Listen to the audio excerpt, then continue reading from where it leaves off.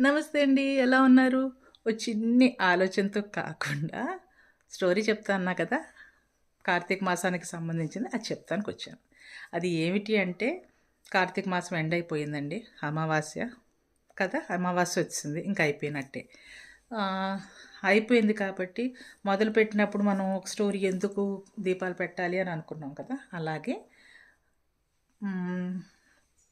Polipadyami, police వర్గం ఆహ్, అప్పుడు ఆ టైంలో ఎందుకు దీపాలు పెట్టాలి అనేది స్టోరీ అనమాట. సో, ఈ దీపాలు పెట్టే ప్రాసెస్ ఏమిటంటే ఆహ్, అది ఆఖరిన చెప్తాను. ముందు స్టోరీ చెప్తాను. సో, స్టోరీ ఏమిటంటే long ago, very long ago, so long ago ఒక ఊర్లో ఒక అత్తగారు, ఒక ఫ్యామిలీ ఉండేది. అత్తగారు, మామగారు, 5 కొడుకులు, 5 కోడళ్ళు. ఫస్టు అత్తగారు విపరీతమైన భక్తురాలట. సో, ఆమా చున్‌చున్‌కే, గిన్‌గిన్‌కే కోడల్ని తెచ్చుకున్నారట. మొదటి నలుగురిని. ఫస్ట్ 4 డాటర్ ఇన్ లాస్ అయితే అత్తగారికి నచ్చినట్టుగా తెచ్చుకున్నారంట. అత్తగారికి తగ్గట్టుగా వాళ్ళకి పెద్దగా భక్తి మీద జ్ఞానం లేదు. సో, అత్తగారు వాస్ టీచింగ్ దెమ్. ఎలా చెప్తే అలా చేసేవారు. ఐదో కోడలొచ్చిందంట పోలీదేవి అని. ఆమెకి విపరీతమైన భక్తంట. కానీ అత్తగారికి అది నచ్చలేదు. వచ్చేసింది కోడలు.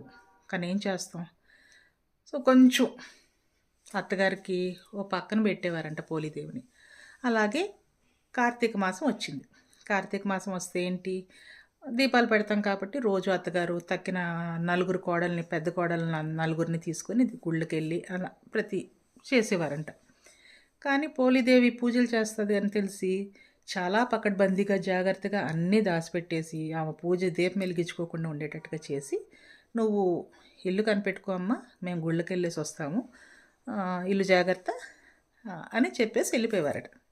సో, పోలీదేవి అరే! దీపం పెట్టకుండా ఎలాగా కార్తీక మాసంలో అనుకొని ఎతికి ఒక ఐడియా తట్టిందంట. ఏమిటి అంటే బయట కాటన్ చెట్లు ఉండేవనుకుంటా వాళ్ళు ఉంటాయి.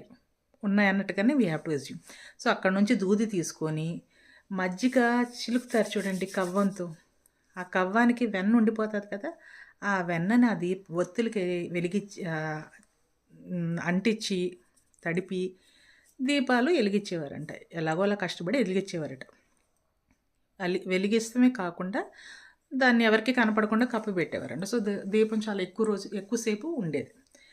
అలా వీళ్ళొచ్చే టైంకి ఏమి జరగనట్టుగా ఉండేదంట. అలాగా నెల మొత్తం అలాగే చేశారు. ఆఖరి అమావాస్య రోజు పోలీదేవి దీపం పెట్టిన తర్వాత ఆకాశం నుంచి ఒక పెద్ద లైట్నింగ్స్‌తో వెల్ లిట్ విమానం ఒకటొచ్చిందంట. దాంట్లో దేవదూతలున్నారంట. వాళ్ళేం చెప్పారంటే, "వి ఆర్ సో ఇంప్రెస్డ్ పోలీదేవి. నువ్వు ఎంత ఇదిగా చేశావు. ఏమి ఇది లేకపోయినా కూడా వి అప్రిషియేట్ యువర్ భక్తి. సో, అందుకనే నేను స్వర్గాన్ని తీసుకెళ్తానికొచ్చాం. రా ఎక్కేసేయి బండి" అన్నారంట. అలా ఎక్కుతున్నప్పుడు అత్తగారు అండ్ అదర్ కోడళ్ళు చూసి, "అదేంటి మన కోసం విమానం వచ్చేసింది. ఆకాశ విమానం. ఆహ్, మనం స్వర్గానికెళ్ళిపోతున్నాం. మనం మిషన్ అకంప్లిష్ అయిపోయింది" అనుకొని వస్తే పోలీదేవి వాస్ ఫ్లయింగ్.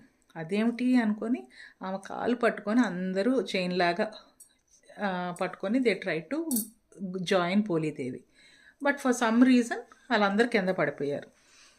సో, అలాగా పోలీదేవి స్వర్గానికి వెళ్ళిపోయింది కాబట్టి పుణ్యశ్రీగా వెళ్ళిపోయింది. స్వర్గానికి వెళ్ళిపోతాం అంటే మనకు తెలుసు కదా!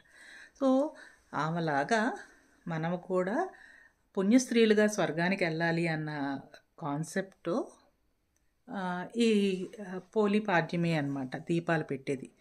అందుకని తనని తలుచుకుంటూ నీలాగా మేము కూడా రావాలి, వి షుడ్ పుణ్యస్త్రీలుగా చనిపోవాలి అన్న ఆలోచనతో, భక్తితో మొక్కుకొని ఈ దీపాలు పెడతామంట. అది ఎలాగా అంటే చెప్పాను కదండీ! తులసి మొక్క దగ్గర 33 ఒత్తుల్లో పెట్టి వెలిగియాలంట. తర్వాత అదే అది ఎలా అంటే ఒక తాంబూలం ప్లేట్‌లో నీళ్ళు పోసి, పూలతో డెకరేట్ చేసి, పసుపు, కుంకుమ అదంతా వేసి మామూలుగా అరటి డిప్పతో కానీ, ఆ కటోరి దాంట్లో దీపాలు పెట్టి నీళ్ళని కొంచెం ఇలా చేత్తో అంటాం కదా, ఇలా వాటిని ఫ్లో అయ్యేటట్టుగా చేసి దండం పెట్టుకుంటాం. ఇదండి స్టోరీ. హోప్ కరెక్ట్గానే చెప్పాను అనుకుంటున్నాను. తప్పులైతే please let me know, I will correct myself. And ఇలాంటివి ఏమైనా ఉంటే please share it with me.